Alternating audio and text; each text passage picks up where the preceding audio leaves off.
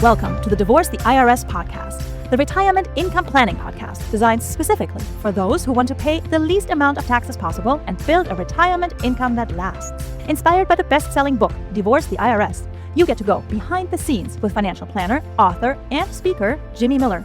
Learn how to set yourself up to pay the least amount of taxes in retirement when you'll need your money the most. And now, here's your host, Jimmy Miller.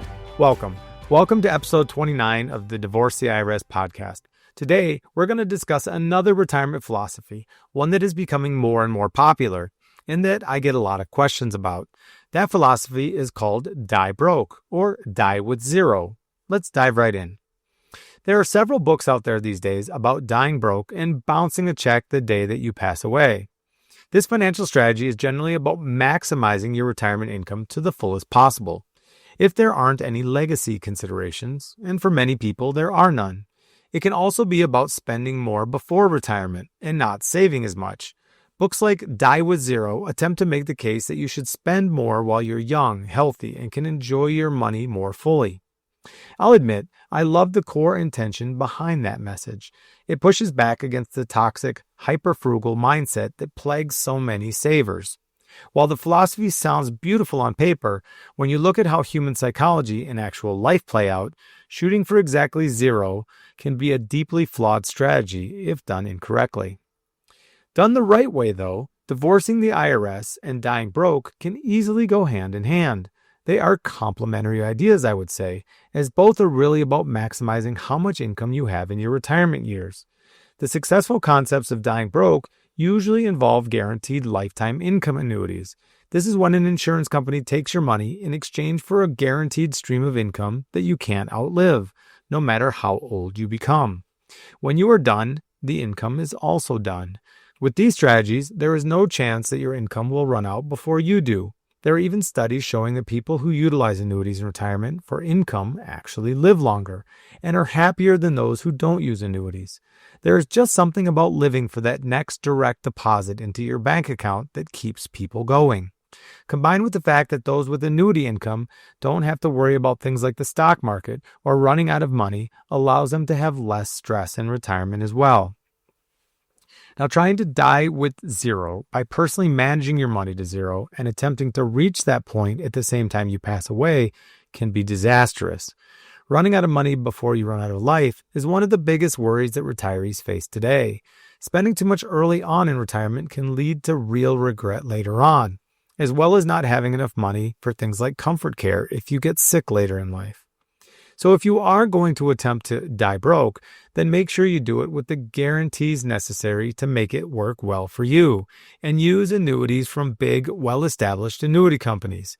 These types of products, if purchased correctly, can increase the amount of income you can receive in retirement because they plan the spend down of both your growth and principal. Many people, not wanting to invade their principal, only live on the interest or growth and dividends from their nest egg.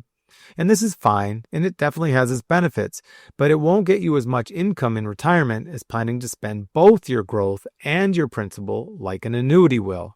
Spending your principal down to nothing in retirement can only really be done safely within the context of an annuity, since the risk is shifted to an insurance company and your income will remain even if or once your principal is gone. To make the two concepts of Divorce the IRS and die broke work together, all you need to do after following the concepts in this podcast is purchase those lifetime income annuities within your Roth IRA accounts. It's no problem at all to have a Roth IRA annuity. And when you do this, all the income that comes from the annuity company over your lifetime will be tax-free, just the same as if you took the income out of your Roth IRA at a brokerage or investment company. The tax rules remain the same for both.